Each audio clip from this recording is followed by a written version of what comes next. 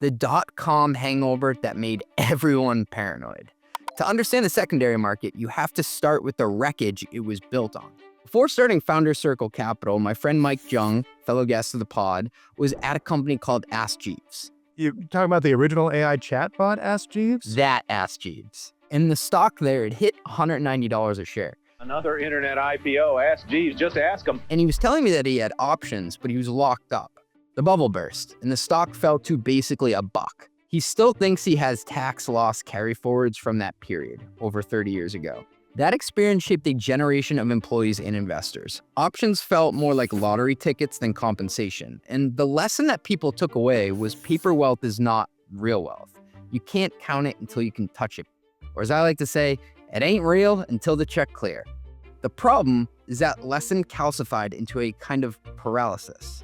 Companies and investors became so wary of giving employees any liquidity that they overcorrected. If you joined a startup in 2005, you might wait 10 or 12 years for any kind of return.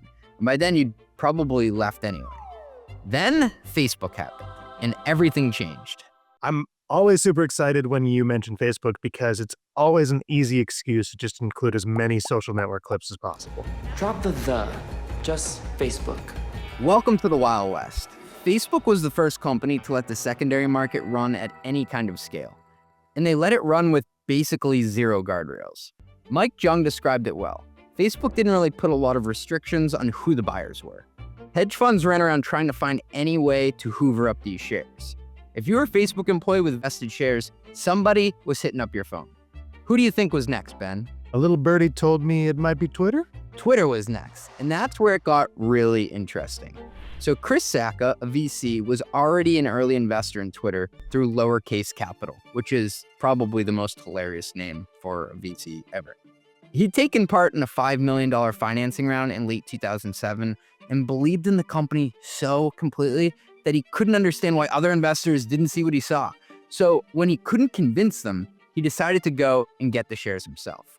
Chris created 4 separate funds for the sole purpose of buying Twitter stock.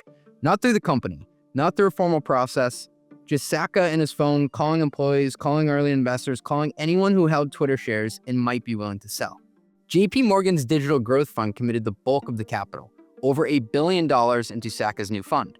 And over several months, they quietly accumulated around $400 million in Twitter shares from current shareholders at prices between $16 and $21 a share.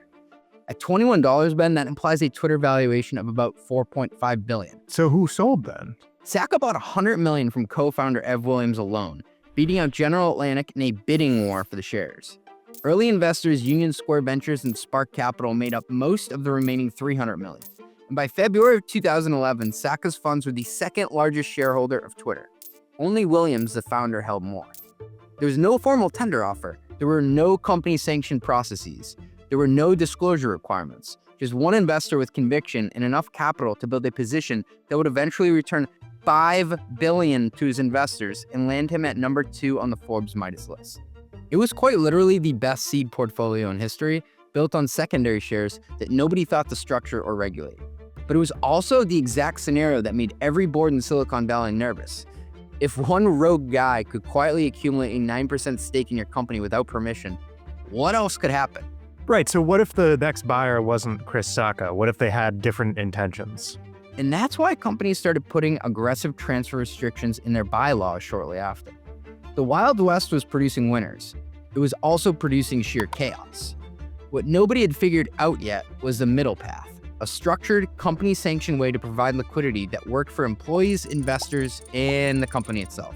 And in 2013, Mike Jung decided to go and build it. At the time, they thought the secondary market for venture might be, I don't know, let's take a swag here, like $1 billion opportunity. That's the same market that did $233 billion last year. This is just rough math here, but for those that are keeping score at home, $233 billion is approximately 22 million Yamaha Wave Runner jet skis. I've seen a lot of FP&A tools, and Aleph is one of the few that gave me that aha moment within minutes. I remember watching their founder, shout out to Albert, connect my NetSuite data and build me a full P&L live in minutes. Aleph is now trusted by hundreds of leading companies. I've had the CFOs from Turo, 8Sleep, Zapier, and more on the pod, and every one of them is a huge advocate. I also just published my second annual CFO Tech Stack report, and Aleph has been on the podium both years, including a #1 finish in the $50 to $100 million segment this year. Instead of being just another planning tool, they built a real enterprise-grade data foundation for finance, implemented at startup speed with AI-native workflows woven into its DNA. All your systems, ERP, CRM, HRIS, ATS, product usage, and more, powering one clean, governed data layer that finance can actually trust. And with AI moving as fast as it is, they're pushing even further. MCP, custom AI chatbots, AI-powered variance analysis, and the list keeps growing. Try it with your own data at getalef.com/run. That is GETALEPH.com/run. Tell them CJ sent you.